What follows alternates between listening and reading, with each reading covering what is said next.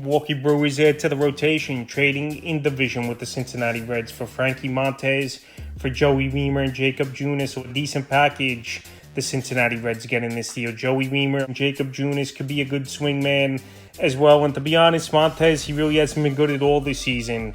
93 and a third, 4-8 record, 78 Ks, a 5.01 ERA, 1.44 whip, and 6 quality starts. This is the second time in 3 years Montas has got traded at the Major League trade deadline. A couple years ago, traded from the Oakland Athletics to the New York Yankees, and now he gets traded to this Milwaukee Brewer team where we know they've dealt with tons of injuries, and it's been a revolving door of starters in their rotation, and obviously they're first in the NL Central, and they had the veteran in Montas. So Montas, in terms of fantasy baseball, maybe his value will be bumped up just a little bit here, going to the first place Milwaukee Brewers and out of Great American Ballpark, which obviously is a bandbox over there in Cincinnati. But he's been getting tagged all season long, and maybe this is what he needs to turn things around. He is available in 87% of fantasy league. And Wiemer this season, minor leagues this season for the most part, with this Milwaukee Brewer team, only 26 at-bats, but last year played half a season, 13 home runs, 42 RBIs, 48 runs scored, 11 stolen bases, a 204 average,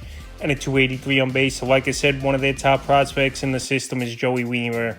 He's got some underrated pop. He could steal some bases and a pretty good defensive outfielder as well. So I like the deal for this Red team. They're giving up a rental and they're getting a blue chipper prospect in Wiemer, who last season had a decent year. I know he wasn't up in the majors this season. And Jacob Junis as well.